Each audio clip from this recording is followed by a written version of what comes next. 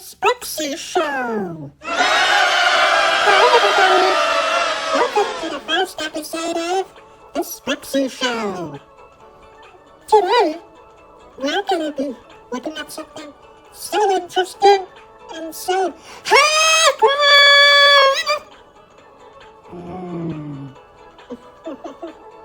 Oopsies. Never mind. So, do you know what we're going to be doing today? A review? You betcha! Are you excited? Because I'm excited. Well then, here we go. This is our first review. Welcome to Pooh Corner. It's a good place to start, huh?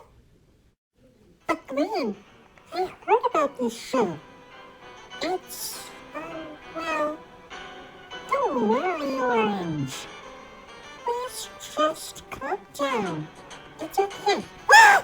I don't want to hear about it anymore.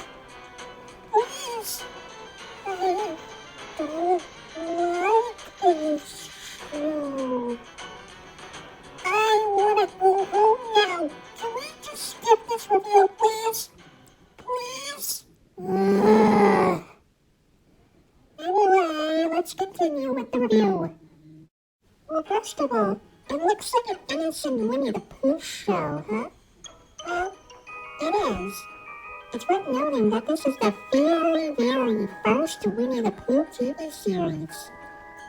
And as you can see, it's live action. Who doesn't love live action?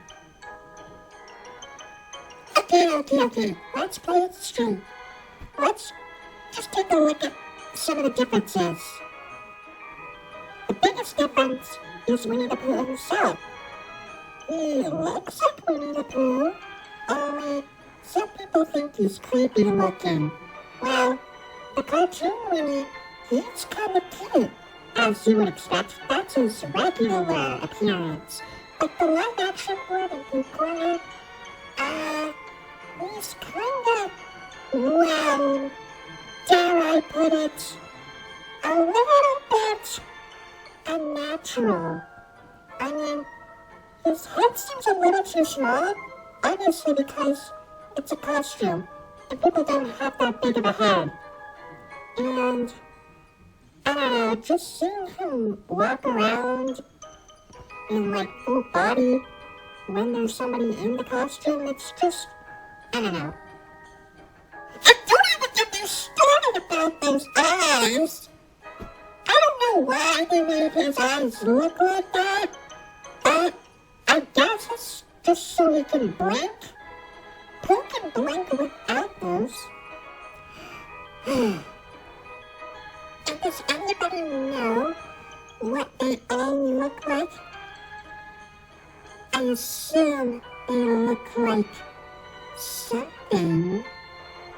It's probably because of how low budget they are, but they can't really afford to make them look so good. You would know.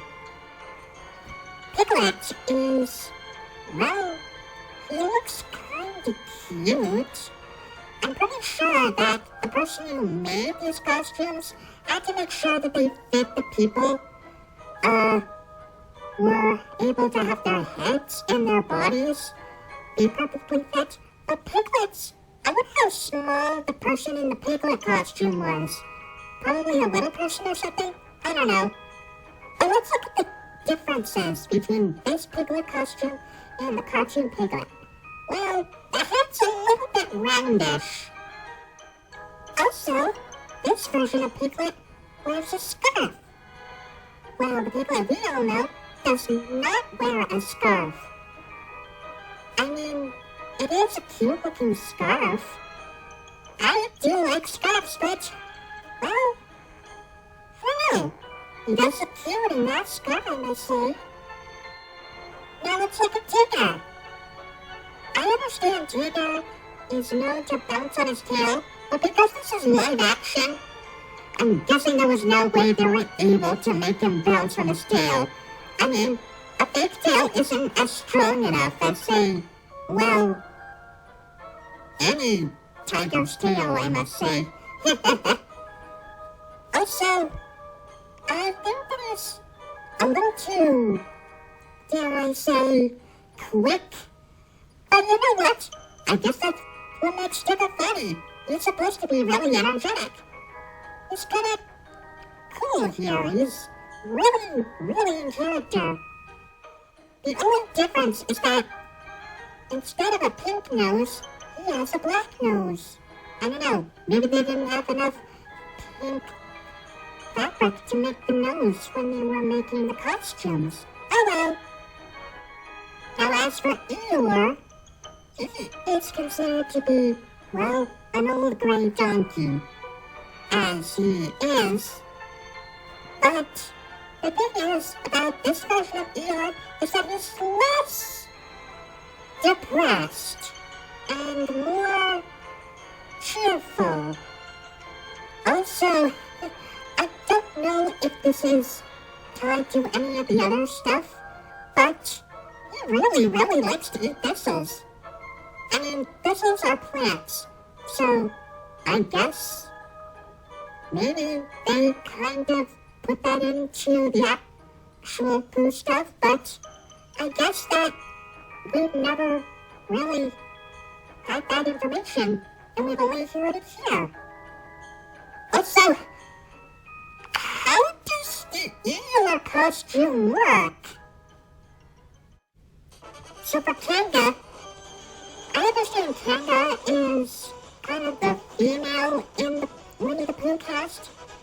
But just seeing the live-action version of Kanga, well, in Welcome to Pooh Corner form, she kind of looks a little bit like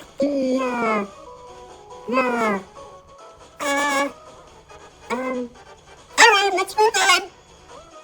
Ro is, he's actually kind of cute. And that's all. Moving on. As for Rabbit, okay, going back to the costume proportions, and, well, the reason why they look like this is so they can fit the person in the costume. But for this, I feel like Rabbit looks a little bit too, wide. Well, the cartoon Rabbit is more, well, thin, I must say. Also, I noticed that Rabbit is less cranky than his original cartoon counterpart. Maybe the people who made the show just don't like Rabbit being a jerk. Finally, we have Owl. Owl, well, I'm guessing he's more of the, I don't know, he does have the gag of, or the running gag, I must say, much like Eeyore with the thistles. He likes to talk about his relatives. But you know what? Well, I'm guessing that's kind of a thing he could do. I mean, yeah, sure, he can be very mature and wise, but, yeah, just hearing him talk about his relatives is kind of amusing, I guess.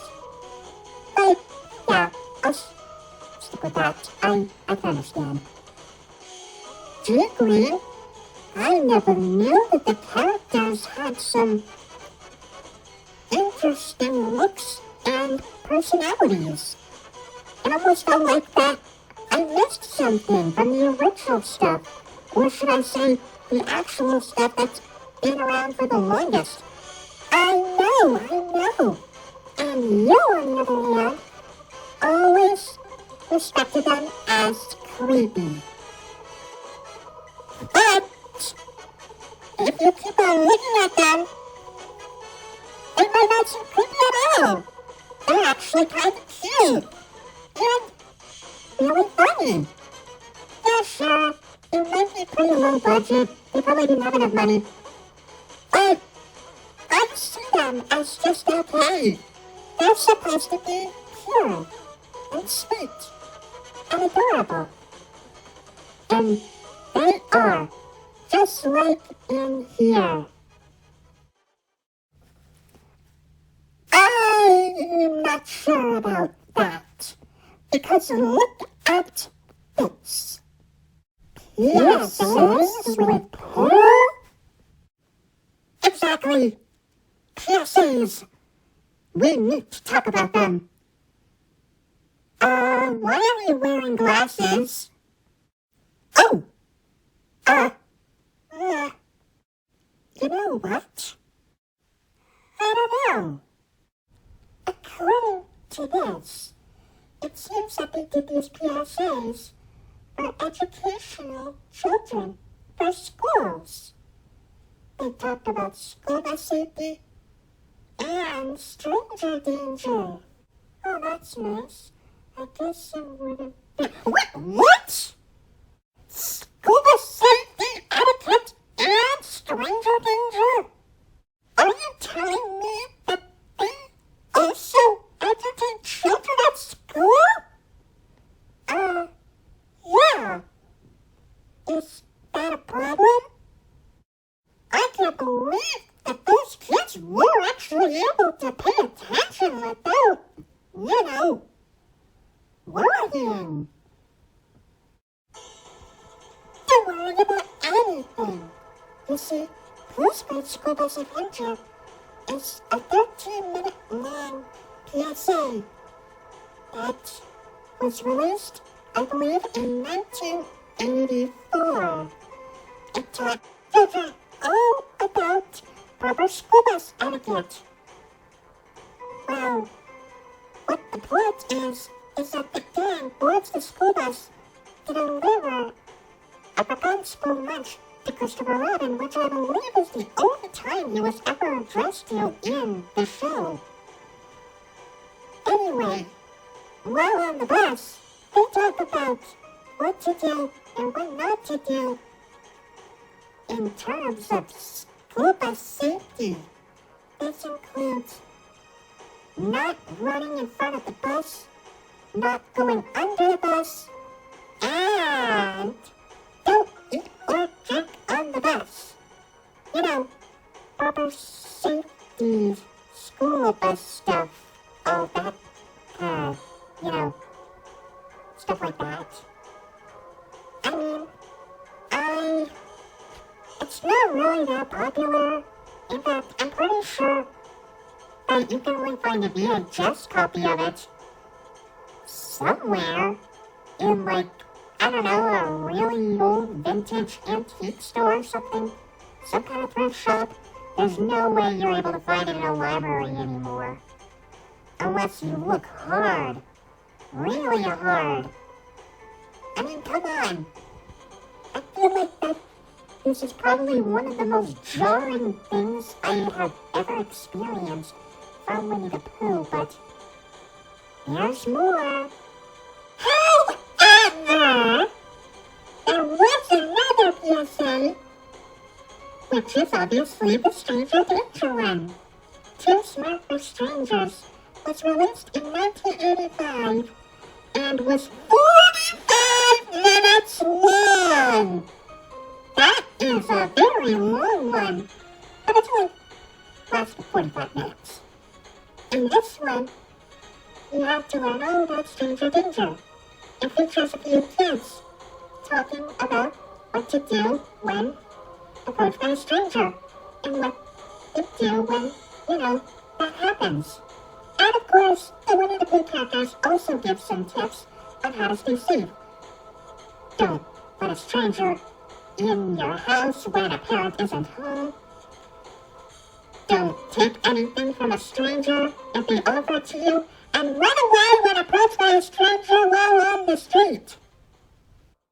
The reason why this is so infamous is because, they also talk about molestation, which is, touching private parts! They talk about private parts in this! But despite all of that, it's still a really good show, just like all the other ones. Well, that's our show. Bye!